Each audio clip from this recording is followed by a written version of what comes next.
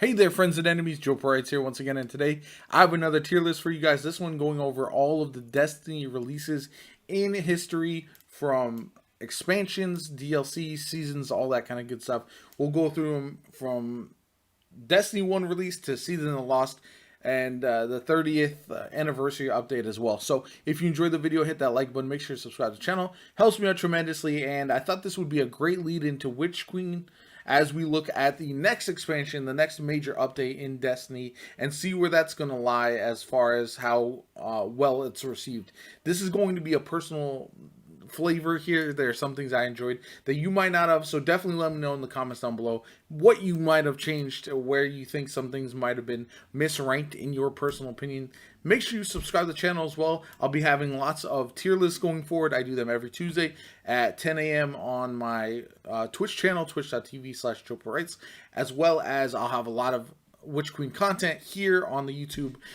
Going forward, I'll have build videos, all that kind of good stuff. Anyway, let's jump into it. I'm going to rank these, and yeah, I am very, very excited. So first off, we have the Destiny 1 release. This is going to be S tier for me. Personally changed my life 100%. It's one of those games that I've been playing for all these years, and I absolutely fell in love with it from day one. It's a shooter that provides something that no other game like it provides, whether it's the combination of PvE and PvP. There's no other games, looter shooters that have raids like it does. It's just not comparable. So Destiny 1 paved the way for all the things. It wasn't a perfect release by any means. As we've seen with looter shooters, all of the releases have issues with the amount of content that we see on it, but personally, S tier, it's an absolute game changer. And the fact that we're still playing Destiny to this day is kind of mind-blowing, when all these other games have come and gone and are now by the wayside. We don't see them anymore, and it just speaks to the longevity, the direction Bungie has taken with Destiny, that it's still chugging along. So the Dark Below, this one was interesting because I did kind of enjoy it, but it didn't provide the major update that I think a lot of people would have wanted. Crota's End was a good raid, ultimately fairly short, and one of the major raids that a lot of people did flawless in Destiny 1, because it was kind of, I know people asked for it to be called back as a strike, but personally I think it's fine as a kind of a raid layer type of activity. It was still a lot of fun, and it did set the groundwork for a lot of things to come in the future. Again, some of my ratings are going to be affected by the content that was released during them, as far as like Endgame as well. I did Vault of Glass a ton. It was my favorite raid. Still one of my favorites, so that does affect my rankings for sure. House of Wolves. Again, I think this one's a B as well. Some of the things they did in this, not having a raid was interesting. It was the first expansion that we didn't have a raid, but it did have Prison of Elders, which was awesome. One of my favorite activities. However, House of Wolves didn't really add as much as I would have liked at the time. It wasn't the major game changer. It was kind of a smaller expansion, and for that reason, it kind of ranks at the mid tier. But then we look at Taken King. Taken King was A tier for sure.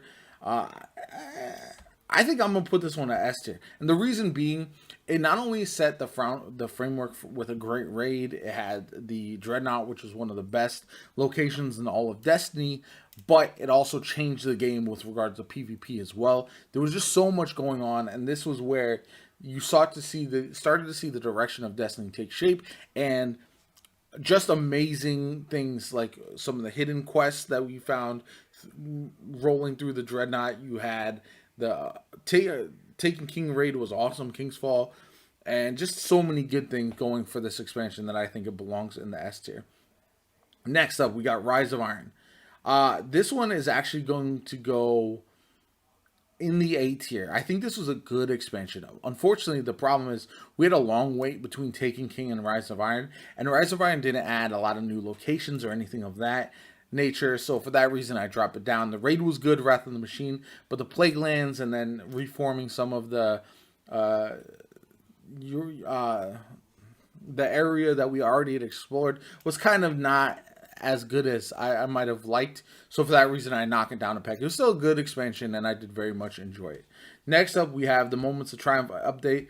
It's B. It's fine. It was a good update, but it was basically meant to tide people over for from Destiny 1 ending until Destiny 2. A lot of revamped raids, a lot of reason to do things, but nothing really new to sink your teeth into. For that reason, it's kind of a B tier. Destiny 2 is going to go A tier. I thought it launched okay at the time. It wasn't the best game, but ultimately it did set a lot of the stage for a lot of good things, and for that reason, I think it's an A tier update. The game is still going on to this day. It set the foundation for a lot of things. Red War campaign was good. Leviathan is an underrated raid in my opinion. So yeah, ultimately that's where I stick that. So far it's so good. I think I think this is actually going to go C tier, honestly, because of just it was a holdover period, so I can't really put it up at B tier with the others. Warmind, I'm going to put it A. I know it's a smaller expansion. I know a lot of people didn't like Spire of Stars. I personally enjoyed the raid. However, the reason I put it A is this is when we start to see a lot of things start to take shape with Destiny 2 as it's coming around and rounding into form and setting the stage for the major expansion. I'm sorry, this is Curse of Osiris. I misspoke. Curse of Osiris is C tier. Not enough content there. Warmind is going to be A tier. The Escalation Protocol was one of my favorite activities. Curse of Osiris, we had a lot of issues. This is the memorable so much loot, and you got the 2 blues and a white. So Curse of Osiris, because that was kind of a misstep, not really the direction that they needed to go. However, Warmind rounded back into form and was really, really good. I would go so far as to say Curse of Osiris was a D and probably one of my least played times in all of Destiny 2. Forsaken is where we really start to see the game come into form. Absolute S tier for me. One of the best campaigns we've seen so far in Destiny 2. And Last Wish is probably my favorite raid in all of Destiny 2. Locations, Dreaming City for Forgotten Shore. Awesome. Like, just phenomenal expansion from A to B. Like, the whole thing is just great. And so for that reason, it's going to go into S tier. Also got introduced to Gambit. I know Gambit's not everyone's favorite, but for me, I personally really, really enjoy it. So it gets boosted up for that as well. Black Armory is going to be a B for gonna be a B for me. I think it was good. I think Forges were fun a little bit. The Forges weren't necessarily my favorite. However, Niobe Labs was really good. The raid, Scourge of the Past was solid. A lot of good things to look at, but ultimately, is not the weapons from it were really, really good and still shine to this day. So that's also impactful. Season of Drifter. A lot of people are gonna put this down at C or D tier. For me personally, I stick this at B tier. The reason being, I actually really enjoyed this. I have a Reckoner title. I love Gambit Prime. I thought it was very interesting. Getting the sets was awesome at the time. Maybe they were a little bit too strong, but overall, I really enjoyed this season a lot more than most. And I think I'm a big Gambit fan, so that definitely plays a part in that. Whereas a lot of people don't enjoy Gambit at the same level, but it is what it is. Season of Opulence. Now that's an A tier expansion for me. You had Crown of Sorrow, which was a good raid. You had the Menagerie, which was a lot of fun. You had just a lot of really good changes. So for that reason, Season of Opulence is very well regarded. The first time we really got targeted loot with the Menagerie and the all of that. So I think that is a solid A tier for me and one of the better seasons that we've gotten. So I'm going to rank that fairly high. Shadowkeep. Now, this is going to be hard for me because I kind of enjoyed Shadowkeep, but overall, it's a C tier expansion and just not as good as I would have loved. And that's unfortunate. I enjoyed the moon, but going back to a zone and not having anything like very new was a little disappointing because it just didn't add the same level of stuff that we would like to have seen with Forsaken, with Taking King, all that. So it was an okay expansion, but nothing too crazy. And for that reason, it does drop down a little bit for me personally. Now we've got the Season of Undying. This one is a D tier season for me.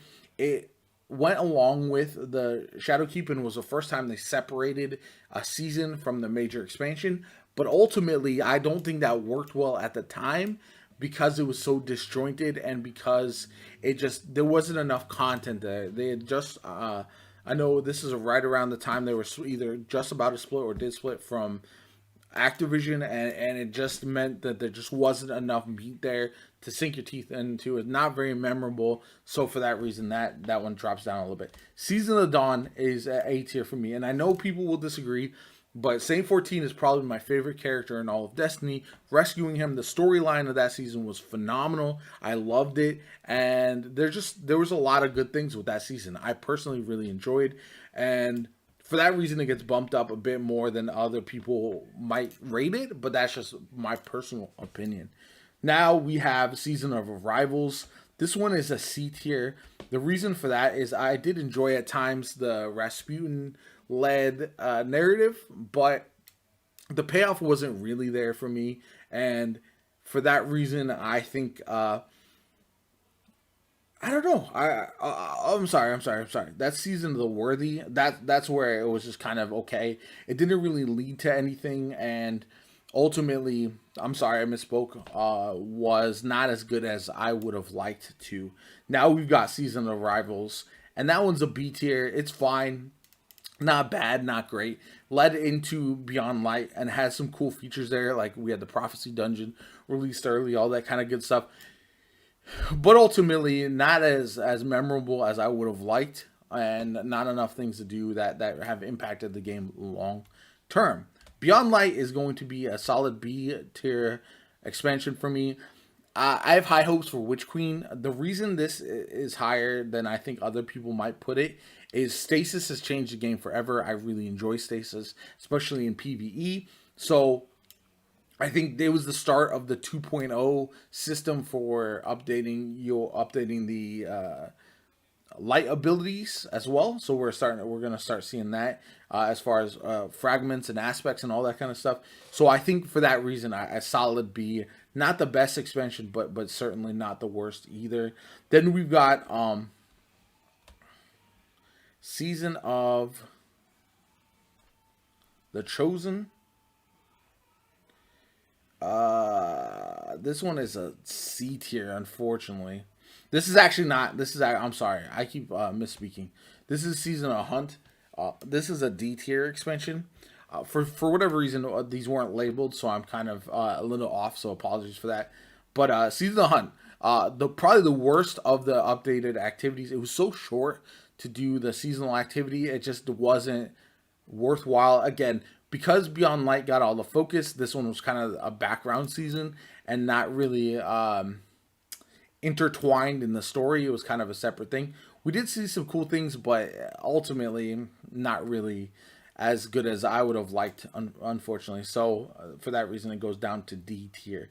Now we've got Season of the Chosen. I like this a lot. I like the dynamic we've got with the Cabal now and introducing Kaido and everything like that. I think Battlegrounds were interesting, and now we're seeing them integrated with the strikes as well. So I think this is going to actually have some long-lasting impact. For a season, I thought this was very, very good, and I'm excited to see where it goes from there. Then we've got Season of the Splicer. It was good. It was solid. Nothing too crazy. Ultimately, I think the storyline was good, introducing us to Mithrax.